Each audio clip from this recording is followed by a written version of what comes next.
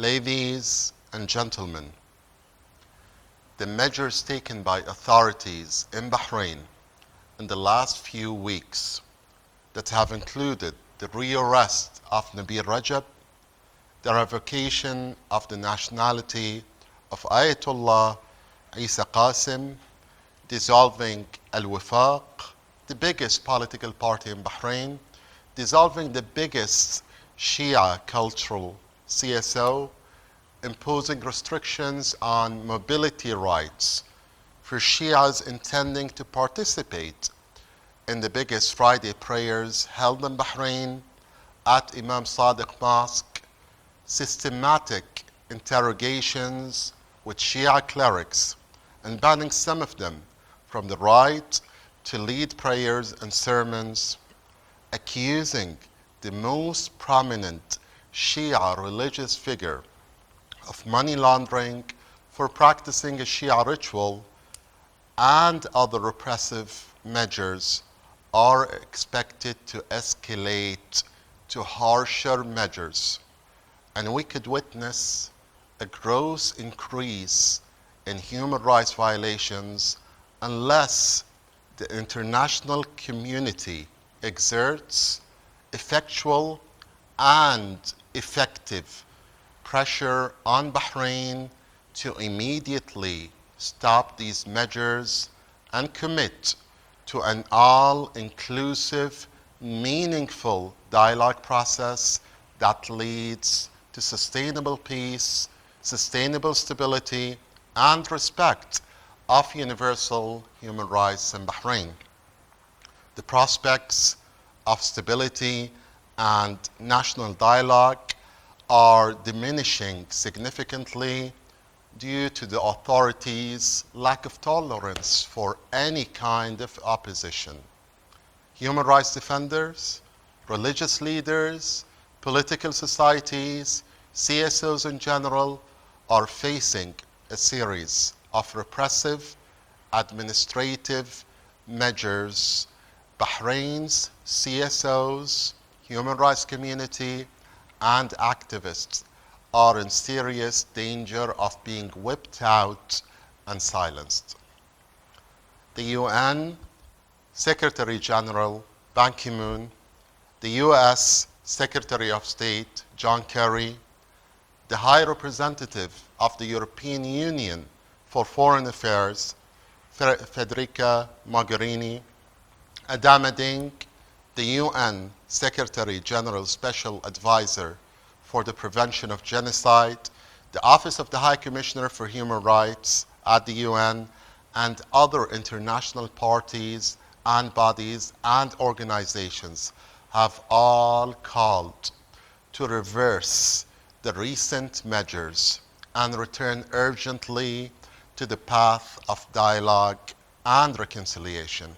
However, the government of Bahrain is continuing in its escalation policy, revoking the nationality of Ayatollah Isa Qasim, the most prominent religious leader in the Shia community in Bahrain, and accusing him of money laundering for practicing a Shia religious ritual, which was regarded by the majority of Shias in Bahrain and elsewhere as an insult. It is more than a necessity to drain the wells that finance terrorism and violence around the world. Monitoring funds that could potentially head to terrorist and violent-based organizations that commit vicious crimes is a must. In fact, Ayatollah Isa Qasim himself, together with other senior Shia clerics, including Sayyid Abdullah al-Ghuraifi, have called after the terrorist attack in June 2015 that took place in Kuwait to counter and stop the financial and moral support for terrorist and violent activities in the region. Transparency in all financial activities for governmental and non-governmental bodies is appreciated. However, regarding the religious act of khums as money laundering is widely seen as an unconstitutional insult to 65% of Bahrainis. Article 22 of the Constitution of Bahrain clearly affirms that the state guarantees freedom of worship and the freedom to perform religious rituals in accordance with the customs observed in the country.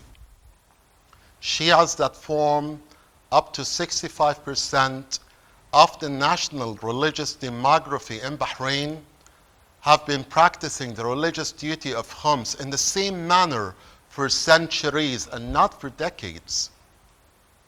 Furthermore, revoking the nationality of the top Shia cleric is regarded by many as an insult to 65% of Bahrainis.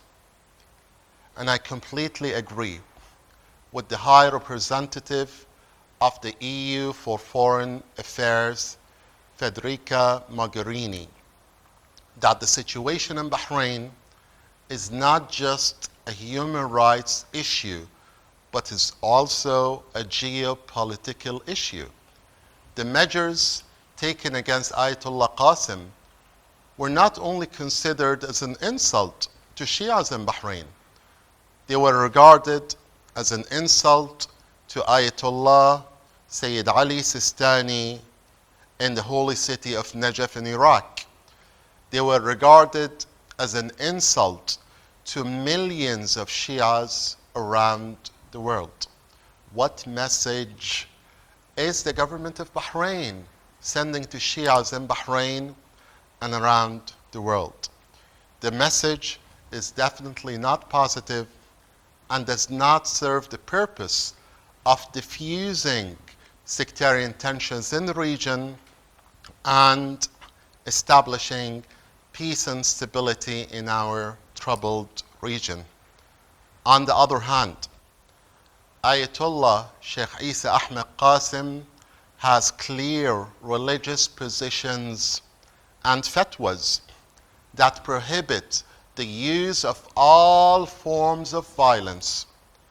Such positions have safeguarded Bahrain from violence and counter-violence in the last few years. Bahrain could have easily swept into sectarian violence after the demolition of 38 Shia mosques.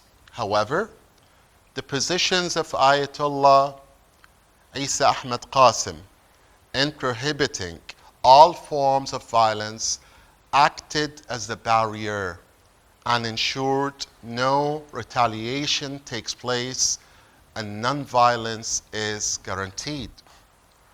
Punishing those who commit to peaceful means of opposition, punishing, arresting, stripping the nationality of those that commit to non-violence could, unfortunately, make violence more appealing.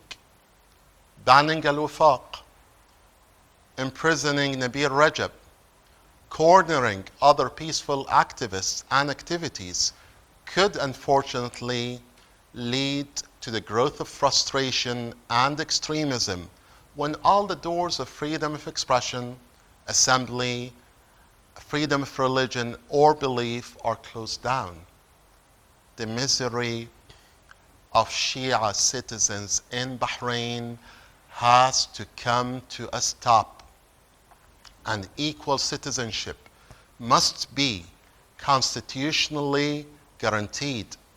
People of all walks of life, regardless of religion, regardless of race, regardless of gender and ethnicity, must have equal rights, must be equal in human dignity, and citizens must be equal before the law in civil, political, and general public rights. Stability and prosperity in Bahrain cannot be purchased by the misery of Shia citizens, but through political, social, and economic inclusivity strategies. Through regarding non-Muslims, Sunnis, and Shias as equal citizens. All Bahrainis, regardless of sect, are equal. Sunnis or Shias or non-Muslims should never be considered second or third or fourth or 10th class citizens by the government of Bahrain. Whoever believes in democracy, human rights, and equality in Bahrain has a principled responsibility to counter discrimination against all groups, challenging all forms of discriminations against disadvantaged groups is for the good of all in Bahrain. The continuation of the escalation policy against Shia citizens could never do good to Bahrain or to stability in the region. The social and political channels to meaningful dialogue have unfortunately been blocked for years by authorities. Refusing dialogue and reconciliation is too costly for all in Bahrain. It is time for authorities to acknowledge this reality and to immediately stop the current repressive measures. Finally, I would like to end my statement with the words that the UN High Commissioner for Human Rights, Zayed Hussein, has said in his opening statements at the 32nd session of the UN Human Rights Council in reference to Bahrain. He clearly said, repression will not eliminate people's grievances. It will increase them. Thank you.